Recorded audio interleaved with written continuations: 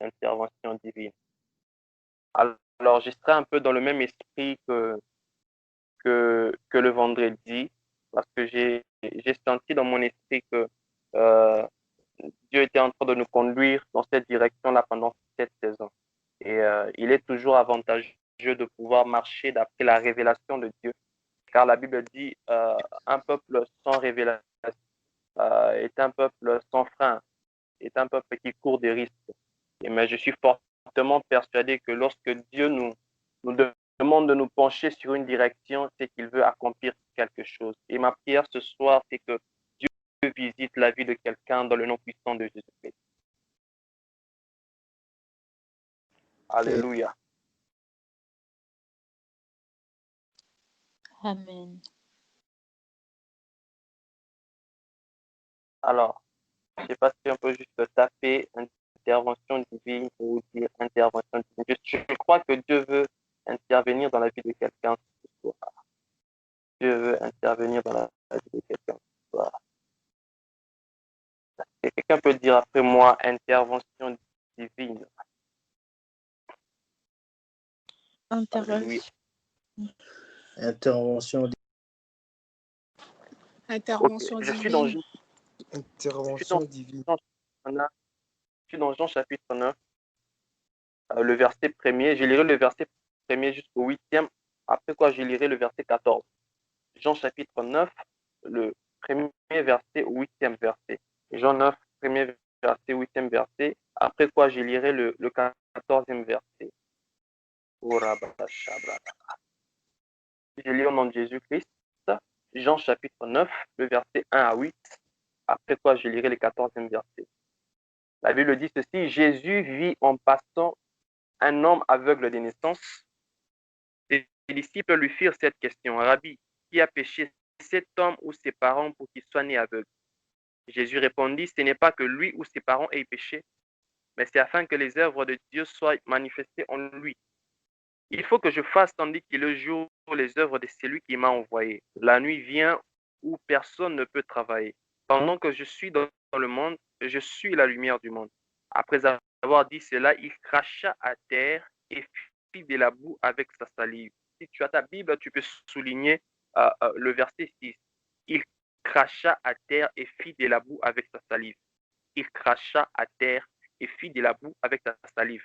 Puis il appliqua cette boue sur les yeux de l'aveugle et lui dit: Va et lave-toi au réservoir de Siloé, nom qui signifie envoyé. Il y alla, se lava et s'en retourna, voyant clair.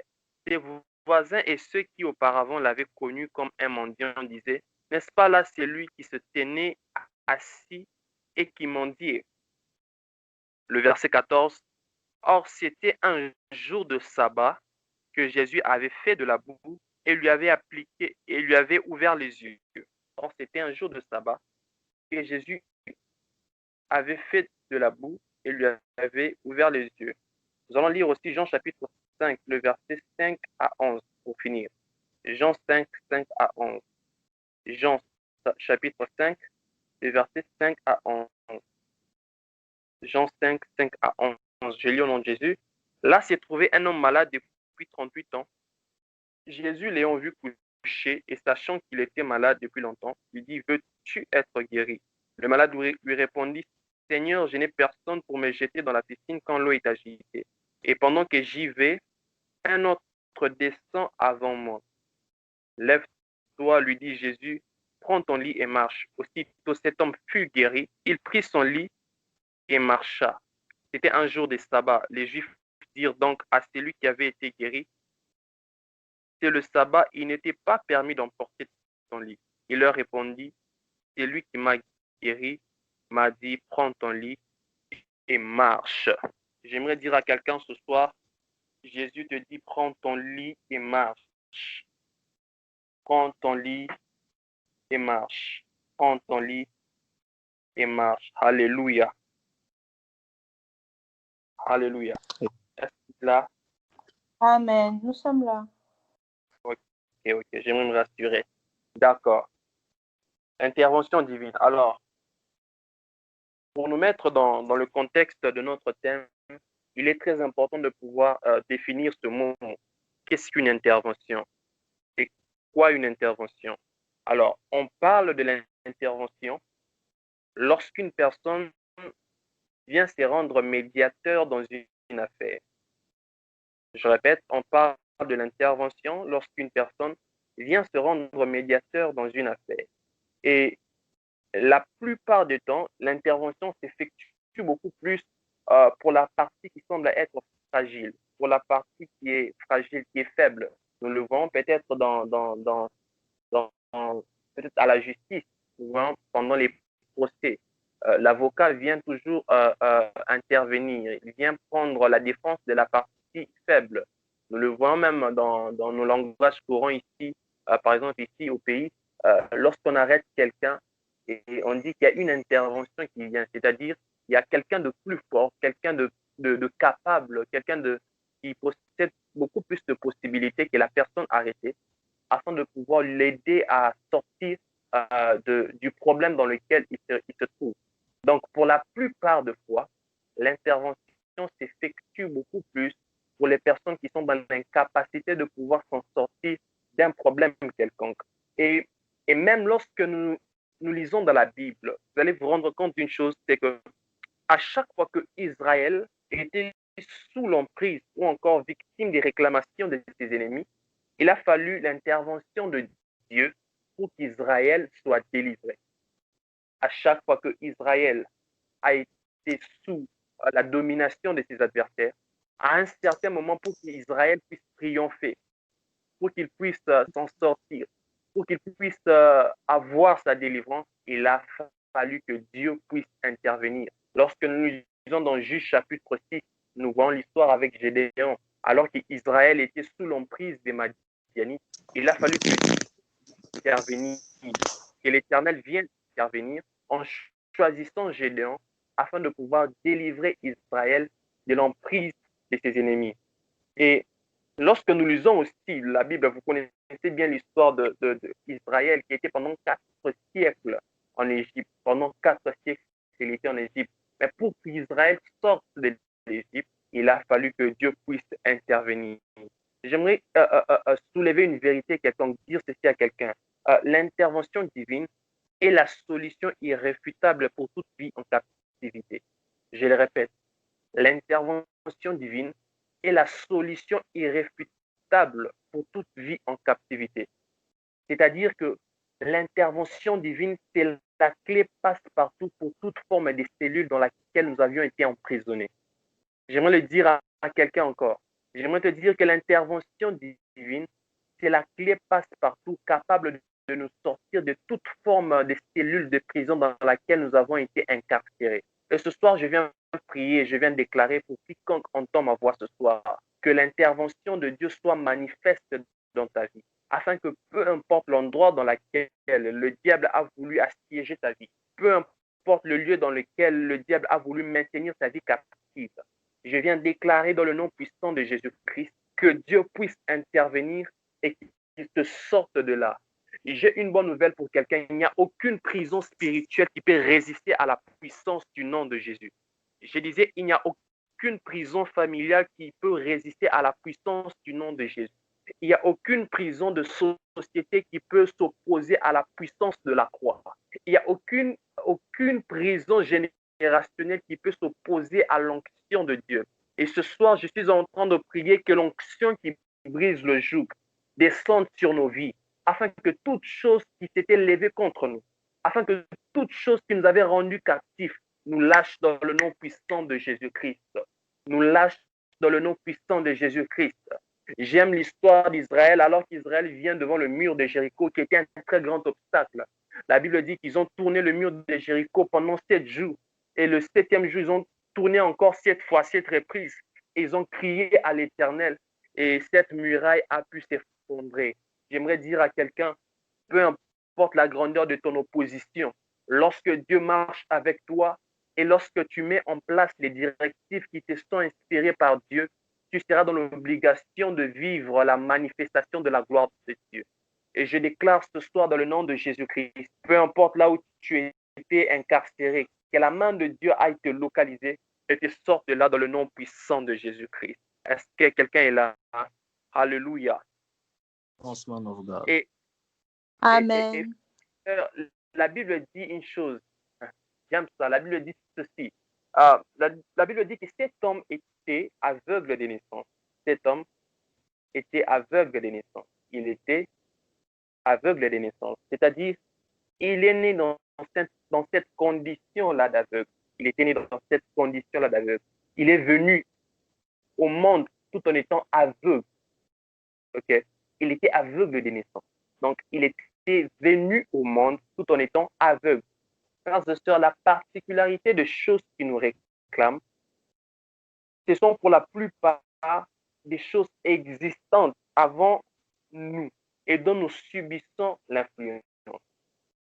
C'est-à-dire, ce sont des choses qui ont commencé à exister avant même que nous puissions exister. Nous les remarquons dans les familles, nous les remarquons dans des lieux où lorsque tu nais, tu trouves une loi quelconque qui a déjà été établie. Dans certaines familles, lorsque tu nais, tu entres dans la famille, obligatoirement, tu es soumis à une loi quelconque qui a été rédigée bien des siècles avant toi. Il y a des familles où lorsque vous naissez dans la famille, vous savez que toute personne, lorsqu'il atteint un certain nombre d'âge, il y a une certaine activité démoniaque qui entre en vigueur dans cette vie.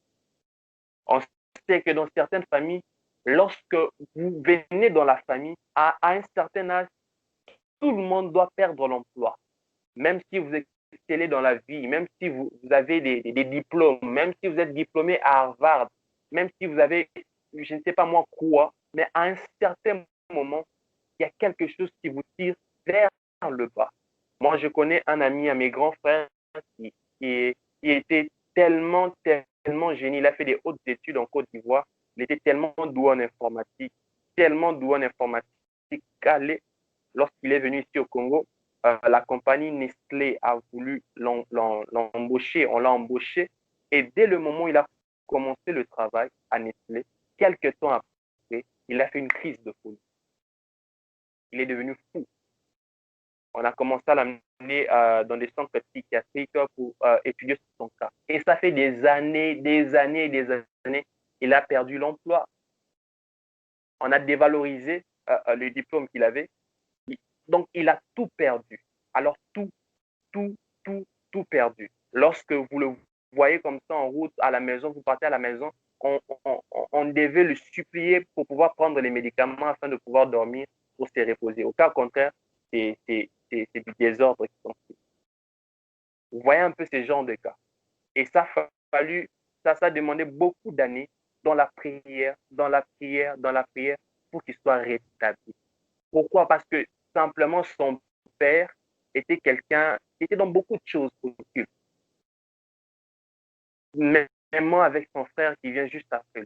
Donc, il y a des familles comme ça où lorsque vous venez dans la famille, automatiquement, vous subissez une loi quelconque. Ce n'est pas vous qui êtes allé vers la loi, mais vous avez trouvé la loi. Automatiquement, vous êtes soumis à cette loi. Et par exemple, ici au Congo, tout citoyen congolais est soumis à la constitution congolaise. Donc, que tu le veuilles ou pas, tu es dans l'obligation de te soumettre à cette constitution.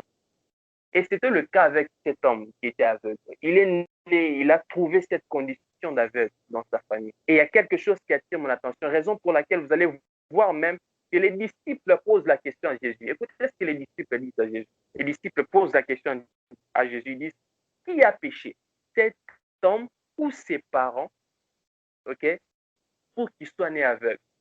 C'est les disciples qui posent cette question à Jésus. Lorsqu'ils ont vu le cas de cet homme, certainement c'était intriguant pour qu'ils arrivent à poser cette question. Ce n'était pas le tout premier aveugle qu'ils voient, mais lorsqu'ils ont remarqué son cas, ils se sont dit, non, non, non, non, ces cas, ce n'est pas normal. Qu'est-ce qui se passe? Ils posent la question à Jésus. Ils demandent à Jésus, Seigneur, qui a péché? Cet homme ou ses parents pour qu'il soit né aveugle? Frères et sœurs, même les disciples avaient conscience du mystère de la réclamation. Vous imaginez? Même les disciples avaient conscience du mystère des réclamations.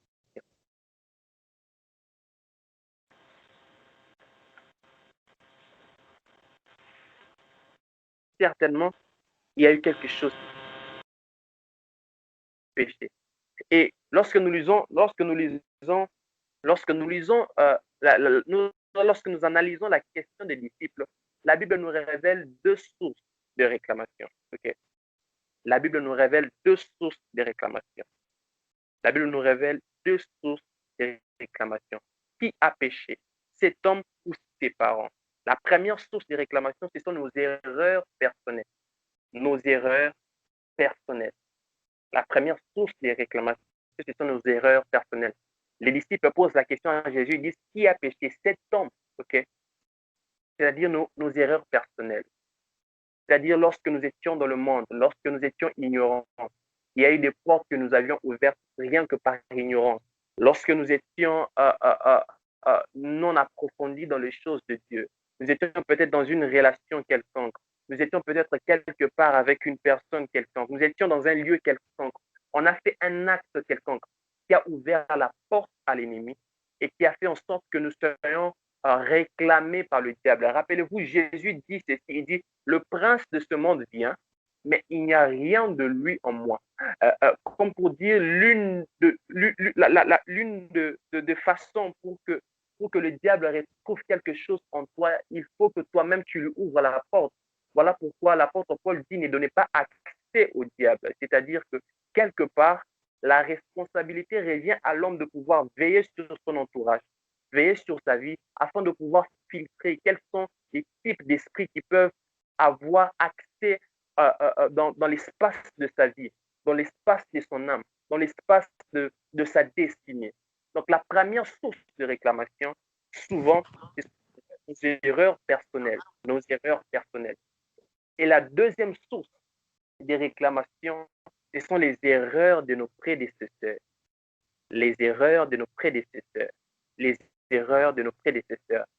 Ils posent la question à Jésus, ils disent à Jésus, qui a péché, cet homme ou ses parents? Cet homme ou ses parents? Nos prédécesseurs. En d'autres termes, les disciples étaient tellement conscients que nous pouvons subir l'influence des choses négatives qui ont été déclenchées par des personnes qui nous ont précédés dans notre lignée. Okay? C'est-à-dire, lorsque nous venons dans la famille, nous nous rendons compte que nous n'étions même pas là, nous n'étions même pas nés. Il y a bien des siècles en arrière, il y a eu peut-être un arrière-grand-père qui avait signé un pacte quelconque avec le monde des ténèbres. Parce que rappelez-vous que la plupart de nos ancêtres avaient la coutume polythéiste, ils avaient l'appartenance à plusieurs dieux. Il y avait beaucoup de choses qui se passaient. Alors, il peut se faire que l'un de tes ancêtres, peut-être 2 générations avant toi, 3 générations avant toi, a eu à faire quelque chose quelconque et qui fait en sorte que tu puisses vivre la répercussion de ces choses sans que tu ne sois au courant. Frères et sœurs, je n'aimerais jamais que ma destinée soit influencée par l'erreur de quelqu'un dont je ne connais pas. Okay? Je n'aimerais jamais que ma destinée soit influencée par les erreurs des personnes qui ont commis des choses atroces. Oh, j'aimerais dire à quelqu'un, le temps est arrivé où les erreurs des personnes qui ont commis des choses, que tu ne sois plus participant des retombées de ces erreurs. J'ai une bonne nouvelle pour quelqu'un ce soir. Peu importe la source qui te réclame, que ce soit par tes erreurs personnelles, que ce soit par les erreurs de tes prédécesseurs, j'ai une bonne nouvelle pour toi.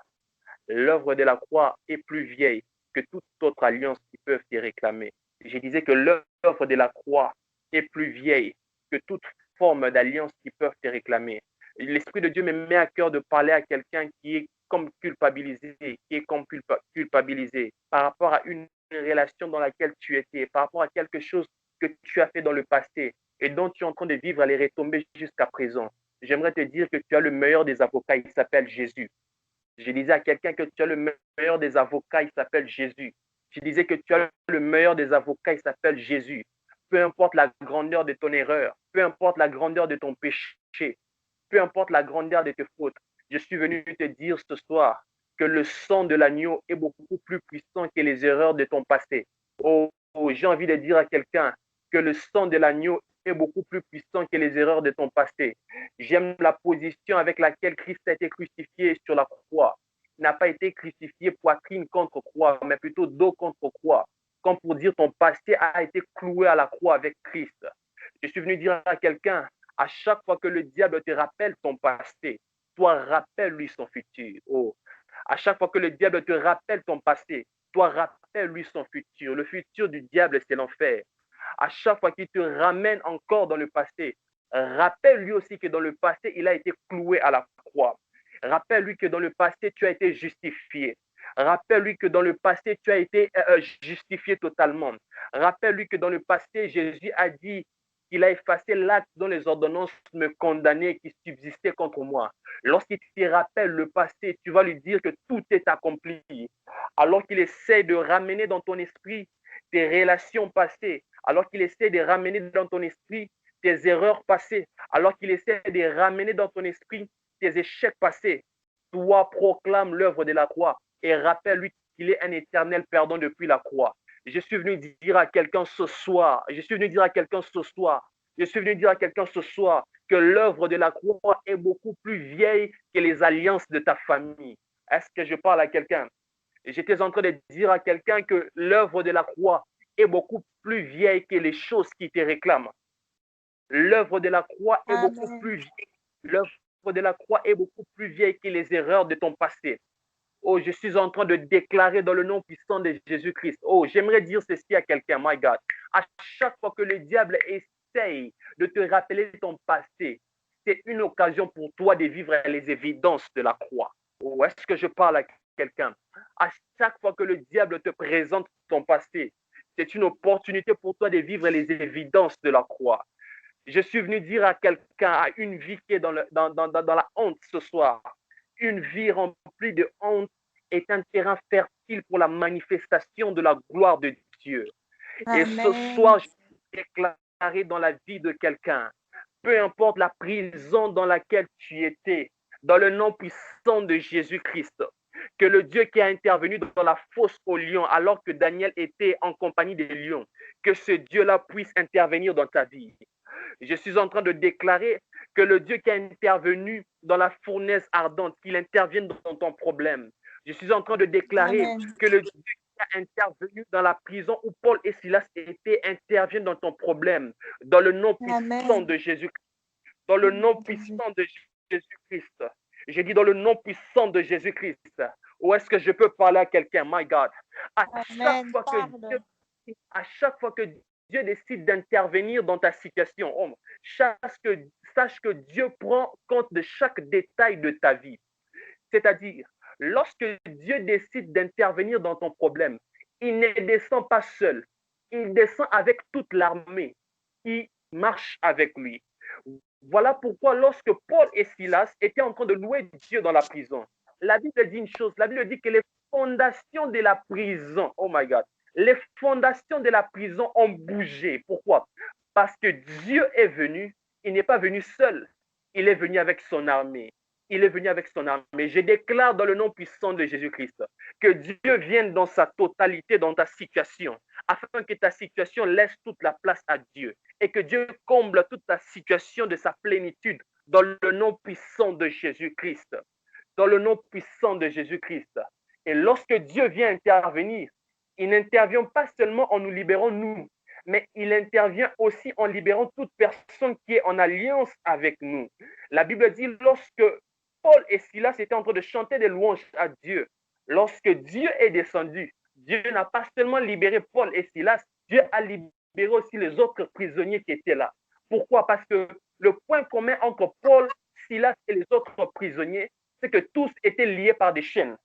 Je suis venu dire à quelqu'un, même si les membres de ta famille ne sont pas dans cet appel, puisque tu es là, tu représentes ta famille, je prie que l'onction de Dieu coule sur ta vie et que toute personne qui a un lien quelconque avec toi bénéficie de ta bénédiction dans le nom puissant de Jésus, dans le nom puissant de Jésus-Christ. Oh Rabashata Labaya, Mekarabasata, Sobre de l'Epaya Shata Labaya Deba, l'Isole de place Sata Labaya Kete. Oh, sabré de l'Ebassa. L'Esprit de Dieu est en train de me parler de plusieurs cœurs qui sont abattus. Mais j'aimerais te dire que Dieu te connaît par ton nom ce soir. Dieu te connaît par ton nom. Dieu me dit de dire à quelqu'un ce soir, ne désespère pas. Dieu me dit de dire à quelqu'un ce soir, ne désespère pas. Malgré ce par quoi tu passes, ne désespère pas. Tu as l'impression que ton combat prend du temps. Tu as l'impression que ton combat est interminable. Tu as l'impression que ton combat ne peut jamais finir. Dieu me dit de te dire, ne désespère pas. Dieu me dit de te dire, il est le Dieu de ta vie. Peu importe la grandeur de ton problème, peu importe la durée de ton problème, peu importe l'intensité de ton problème, j'aimerais dire ceci à quelqu'un. Chaque problème que tu rencontres dans la vie est une opportunité pour toi de vivre la parole de Dieu en rapport avec cette situation-là. Oh, je suis venu prophétiser dans la vie de quelqu'un. Si tu rencontres un problème de finances, que tu rencontres le Dieu qui rend prospère, si tu rencontres un problème de dépression, que tu rencontres le Jéhovah Shalom, si tu rencontres un problème de péché qui t'oppresse, que tu rencontres le Jéhovah Mekodishkem, le Dieu qui nous sanctifie, si tu rencontres un problème de maladie, que tu rencontres le Jéhovah Sabaoth, afin que Dieu soit manifeste dans ta vie dans le nom puissant de Jésus-Christ. Dieu te connaît, Dieu te connaît, Dieu te connaît ce soir. Soleil des bras, satalabayato, mais soleil des places, les bras sata. Dieu te connaît, Dieu me dit de dire à quelqu'un, Dieu te connaît, Dieu te connaît. Même si tu as l'impression que les autres ont de l'avance sur toi, j'aimerais te dire que celui qui a Dieu court beaucoup plus vite que ceux qui courent avec des connexions. Aïe, aïe, aïe, aïe, aïe. La Bible dit ceci. Alors que Élie était au mont Carmel, il a demandé au roi Akab de descendre au palais parce qu'il allait bientôt pleuvoir. La Bible dit qu'Akab est parti avec les chevaux. Mais Élie, avec la main de l'Éternel, est parti, mais est arrivé avant Akab. J'aimerais dire à quelqu'un ce soir, le retard selon les hommes, oh my God, le retard selon les hommes ne justifie pas l'absence de Dieu.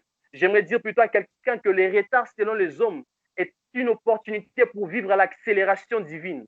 Je suis en train de proclamer, de déclarer ce soir dans la vie de quelqu'un qu'une onction de l'accélération divine soit déclenchée dans ta vie dans le nom puissant de Jésus. Je disais qu'une onction de l'accélération divine soit déclenchée dans ta vie au nom de Jésus. C'est lui qui dit Amen, que ces choses commencent dans sa vie. C'est lui qui dit Amen, que cela commence dans sa vie. Que Dieu accélère tes pas. Que Dieu accélère tes pas ce soir. Que Dieu accélère tes pas dans le nom puissant de Jésus-Christ. L'oraba shakatalaba. Mazibre de leba satalabaya. Maston de pra de leba chitelebaya. Lou CV de place. Frères et sœurs, la première vérité que ce texte nous enseigne, c'est que les épreuves, retenez bien ceci, les épreuves ne viennent pas pour nous tuer, mais elles viennent pour nous aligner sur la trajectoire divine.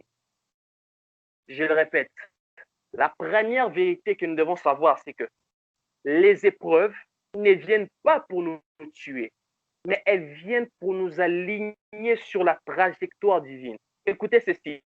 La Bible dit, Jésus vit. Oh my God, j'aime ce que je vais dire. Oh Jésus. La Bible dit, Jésus vit en passant un aveugle de naissance. Jésus vit en passant un aveugle de naissance. Retenez ceci.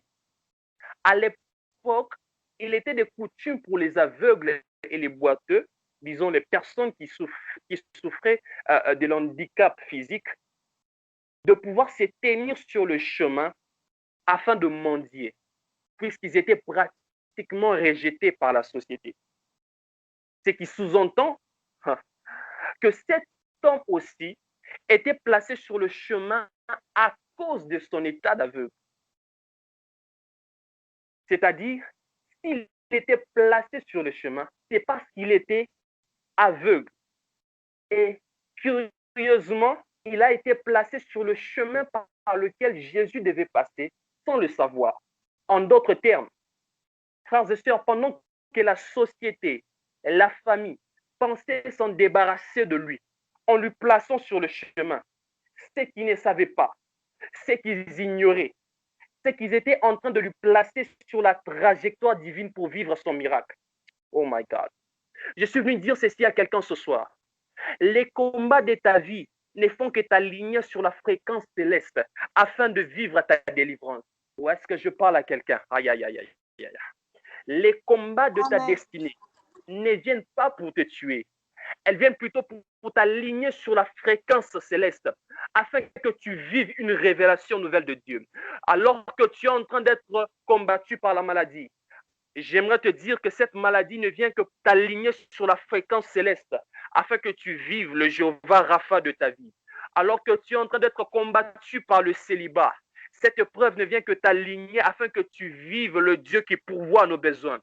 Alors que tu es en train de vivre un combat des oppressions, ces combats ne font que t'aligner sur la trajectoire céleste afin que tu vives la manifestation de la gloire de Dieu. Je viens déclarer dans la vie de quelqu'un que ce combat que tu vis, nuit et jour, ne te tuera pas, mais c'est plutôt une plateforme qui te permettra d'avoir une révélation différente que tu n'as jamais eu de Dieu jusque-là. Oh, j'aimerais dire à quelqu'un, jusqu'à ce que Abraham apporte Isaac sur la montagne Morija, c'est là qu'Abraham saura que Dieu est le Dieu qui pourvoit à nos besoins. Dieu est le Dieu qui pourvoit à nos besoins. J'aimerais dire à quelqu'un, les épreuves par lesquelles tu passes, Dieu veut juste ajouter un nouveau mot dans ton vocabulaire afin que tu puisses adorer Dieu mieux qu'avant. Je suis en train de proclamer et de décréter ce soir qu'il y ait un changement radical dans ta vie dans le nom puissant de Jésus-Christ. Que les combats de ta vie ne te tueront pas. Oh my God, oh my God. Si ça a eu tes parents, ça ne t'aura pas toi. Ça a eu tes frères, mais soit toi, ça ne t'aura pas. Ça a eu tes sœurs, mais toi, tu ne tomberas pas dans le panier. Ça a eu ton petit frère, toi, tu ne tomberas pas dans le panier. J'aimerais dire ceci à quelqu'un. Ils ont tué Jacques, mais cette fois-ci, ils ne tueront pas Pierre. Alors que Pierre était arrêté dans Actes chapitre 12, la Bible me dit que l'Église était en train d'intercéder en faveur de Pierre. J'aimerais dire à quelqu'un, si le diable a pu avoir tes prédécesseurs, si le diable a pu avoir tes contemporains, si le diable a pu avoir tes frères et sœurs, je suis venu te dire que cette hémorragie se limite à eux. Toi, tu es épargné ce soir dans le nom puissant de Jésus-Christ. Parce que ce soir, nous allons prier et nous allons intercéder afin que le Dieu qui a intervenu dans la prison dans laquelle Pierre était enchaîné dans Actes chapitre 12, que ce même Dieu vienne intervenir dans la prison de ta vie. Que ce même Dieu vienne intervenir dans la prison de ta destinée. Que ce même Dieu vienne intervenir dans la prison de ta famille dans le nom puissant de Jésus-Christ. Korabashatabaya. Mekorabasatelebashata. Sonne les bras sikota la bayasete. La sole de blas. Li sobradabasate. Alors que je suis en train de parler, je suis en train de voir comme des chaînes être brisées. Je suis en train de proclamer ce soir que Dieu commence son œuvre ce soir. J'aimerais que nous soyons très concentrés ce soir. N'attends pas que je finisse pour que nous commencions déjà à prier. Là où tu es, tu peux déjà commencer à prier en esprit. L'obra sakatalabaya shata. Meko lebra satalabayade. Ikore deba shatalabaya.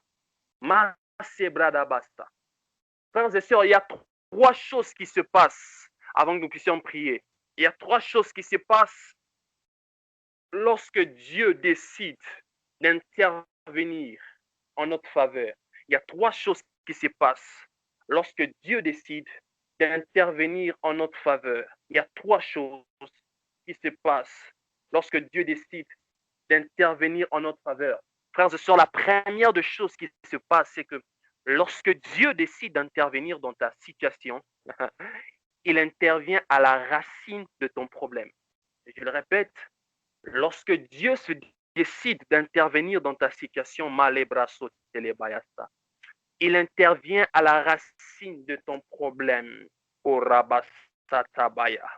Lorsque Dieu décide d'intervenir à ton problème, il intervient à la racine de ton problème. Je répète encore, lorsque Dieu décide d'intervenir dans ta situation, il intervient à la racine de ton problème. Écoutez, la Bible dit ceci au verset 6. Après avoir dit cela, Jésus, il cracha à terre et fit de la boue avec sa salive, puis il appliqua la boue sur les yeux de l'aveugle. OK? Après avoir dit cela, il cracha à terre, il fit de la boue avec sa salive, Puis il appliqua la boue sur les yeux de l'aveugle. Frères et sœurs, la question que je me pose, pourquoi Jésus utilise-t-il cette méthode? Jésus, pourquoi tu préfères cracher à terre pour le guérir? Pourquoi tu ne déclares pas simplement va, tu es guéri? Il y a eu beaucoup d'autres aveugles que Jésus a guéris dans la Bible. Mais Jésus, pourquoi particulièrement pour cet aveugle, tu appliques cette méthode qui paraît vraiment bizarre, pour ne pas dire, comme les francophones disent, bizarroïde, tellement bizarre que si Jésus le faisait à notre ère actuelle, on l'aurait traité d'occultiste. Jésus, pourquoi tu fais un tel acte? Pourquoi tu emploies une telle méthode? Tu craches à terre, tu fais de la boue et tu appliques sur ses yeux. Frères et sœurs, lorsque nous rentrons dans Genèse chapitre 2, le verset 7, la Bible dit ceci. L'Éternel Dieu forma l'homme de la poussière de la terre. L'Éternel Dieu forma l'homme de la poussière de la terre. Alors, puisque cet homme est aveugle de naissance, Jésus dit, ok, je vais traiter son problème à la source. C'est-à-dire, je vais cracher sur la terre sur laquelle il a été formé. Et je vais traiter le problème depuis là-bas, parce qu'il est né aveugle de naissance. Frères et sœurs, la différence entre Dieu et les hommes, c'est que les hommes traitent les choses sur base de ce qu'ils voient, mais Dieu traite les choses sur base de ce que les hommes ne voient pas. Les hommes ont voulu traiter le problème de cet homme en lui donnant de l'argent parce qu'il mendiait. Mais lorsque Jésus est venu, Jésus a localisé le problème. Le problème n'était pas là-bas. Le problème était à la racine. Jésus dit, il est né aveugle de naissance. Lorsque je rentre dans Genèse, il a été créé par la poussière de la terre. Alors, je vais traiter son problème depuis l'origine du problème, afin qu'il y ait cessation de problème pour de bon. Je suis venu dire à quelqu'un ce soir, dans le nom puissant de Jésus-Christ, alors que nous serons en train de prier, Dieu va traiter ton problème à la source. Je disais que Dieu va traiter ton problème à la source. La différence entre un arbre coupé par le tronc et un arbre coupé à partir de la racine, c'est qu'un arbre que l'on coupe par le tronc est un arbre qui pourra repousser plus tard. Voilà pourquoi cet homme, en cherchant à l'aider, en lui donnant de l'argent, il demeurait toujours aveugle. Pourquoi? Parce que le problème finissait par repousser. Mais lorsque Jésus est venu, il a dit, je vais traiter le problème à la racine, je vais couper cet arbre depuis la racine, afin qu'il n'y ait plus de problème dans sa vie. Je viens de déclarer ce soir dans la vie de quelqu'un, Dieu va traiter ton problème à la source. Quelqu'un a peut-être eu un problème de maladie. J'aimerais te dire que la maladie n'est qu'une situation apparente, mais le problème, il est spirituel. Nous allons traiter le problème à la source. J'aimerais dire à quelqu'un qui voit peut-être comme un célibat prolongé, le problème, c'est pas peut-être qu'il y a beaucoup de mauvais choix, non. Le problème, il est à la source. Nous allons traiter le problème à la source ce soir.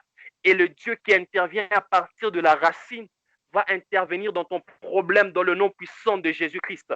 Quelqu'un est en manque d'emploi, quelqu'un est dans le chômage. C'est seulement une situation apparente.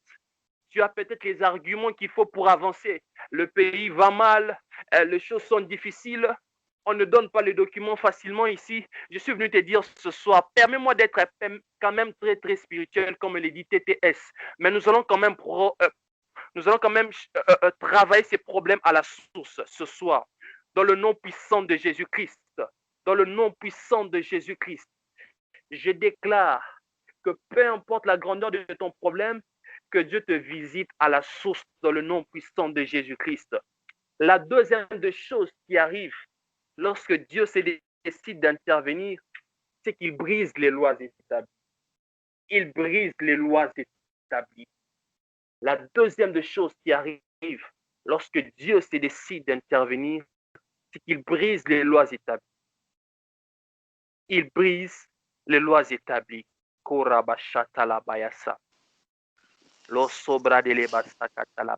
Il brise les lois établies. Lorsque nous lisons dans Jean chapitre 5, l'histoire de la piscine de Bethesda. Frères et sœurs, il y a une loi qui a été établie dans cette piscine. Et la loi stipule que le premier à se jeter dans la piscine, lorsque l'eau était agitée, était la personne destinée à recevoir la guérison. Okay? La loi imposait ça, que le premier à se jeter dans la piscine, c'était lui qui était destiné à recevoir le miracle. Mais là, s'est trouvé un homme qui était paralytique depuis 38 ans. Et lorsque Jésus vient, d'abord, avant que Jésus ne vienne, cet homme n'avait personne pour le jeter dans l'eau. Il n'avait aucun appui. Mais lorsque Jésus vient, décide d'intervenir dans son problème, ce qui m'intrigue, ce qui m'étonne, ce qui attire mon attention, c'est que Jésus ne lui jette pas dans la piscine, comme on le faisait avec d'autres malades. Jésus ne lui jette pas dans la piscine. Mais Jésus lui guérit sur place. Il lui dit, prends ton lit, lève-toi et marche. Vous savez pourquoi? Simplement parce que le miracle n'était plus dans la piscine. Le miracle était devant lui. Le miracle n'était plus dans la piscine. Le miracle était devant lui. En d'autres termes, Jésus a délocalisé le miracle qui s'est trouvé dans la piscine et le lui a ramené à domicile. J'aimerais dire ceci à quelqu'un. Lorsque la loi t'empêche de saisir ton miracle, la grâce va ramener ton miracle vers toi. Aïe, aïe, aïe, aïe. Oh, j'aimerais prophétiser dans la vie de quelqu'un qui m'entend ce soir, au son de ma voix, au son de ma voix. Je ne sais pas là où on a fermé ce qui t'appartient. Je ne sais pas là où on a emprisonné ta destinée. Je ne sais pas là où on a emprisonné ton emploi. Je ne sais pas là où on a emprisonné ta santé. Je ne sais pas là où on a emprisonné ta consécration. Tu as une consécration en dents des scies. Tu te sanctifies aujourd'hui, demain tu tombes encore dans le péché. Je ne sais pas là où on a encerclé ta vie de prière. Mais je suis en train de prophétiser ce soir que le Dieu de mes pères, que le Dieu d'alliance aille chercher ta situation là où elle a été mise dans un enclos et te le ramène à domicile dans le nom puissant de Jésus-Christ. Je suis en train de déclarer ce soir, là où on a emprisonné ta vie et ta destinée, que la main de l'Éternel aille chercher ta vie, que la main de l'Éternel aille chercher ta destinée, que la main de l'Éternel aille chercher ta santé, que la main de l'Éternel aille chercher ta promotion. Celui qui dit Amen avec la foi, cela arrive dans sa vie. Quand tu dis Amen, et lorsqu'on t'appelle au téléphone, tu dis Yes, tu reçois l'appel. Je déclare maintenant au nom de Jésus, partout où on a enterré ta fertilité, partout où on a enterré ton mariage, que le Dieu de mon appel, oh my God, que le Dieu de nos pères, que le Dieu des esprits de prophètes, que le Dieu de gloire, que le Dieu qui t'a choisi, que le Dieu qui t'a envoyé sur cette terre, que sa main aille chercher cela et te l'emmène à domicile dans le nom puissant de Jésus-Christ. Marabasataka. La Bible dit alors que Jésus était devant la tombe de Lazare. La Bible dit que Lazare sentait déjà. En d'autres termes, Lazare avait déjà eu accès dans la dimension de la décomposition de son corps. Parce que lorsque le corps commence à sentir, c'est-à-dire que même les cellules sont mortes, même les organes commencent à être pourris. Mais lorsque Jésus est venu, oh my God, Jésus a fait une chose. La Bible dit Jésus a crié. Il a dit Lazare sort. Lazare sort. Lorsque Jésus a dit Lazare sort, Lazare sort. La voix de Jésus est allée chercher même les cellules qui étaient mortes et les a reconstituées dans le corps de Lazare. Et Lazare a repris vie. Je ne sais pas où sont les lieux dans lesquels on a placé les différents détails de ta vie. Mais ce soir, dans le nom puissant de Jésus-Christ, alors que nous sommes en train de déclarer cette parole, partout où on avait dispatché les détails de ta vie, que les anges de Dieu entrent en action maintenant. Oh, je disais que les anges de Dieu entrent en action maintenant. Korabasa. Je disais que les anges de Dieu entrent en action maintenant. Aille chercher tes solutions et te les emmène à domicile au nom de Jésus-Christ. Aille chercher tes diplômes et te les emmène dans le nom puissant de Jésus. Dieu est en train de me parler d'une famille en ces lieux. Vous avez un problème, vous avez un problème de fertilité dans la famille. Vous avez un problème de fertilité.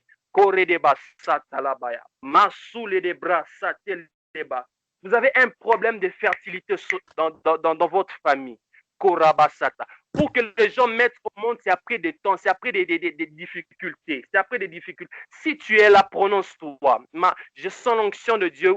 Oh my God. Je sens Dieu vouloir faire grâce à quelqu'un ce soir. Mais kalabro sotalabaya sata.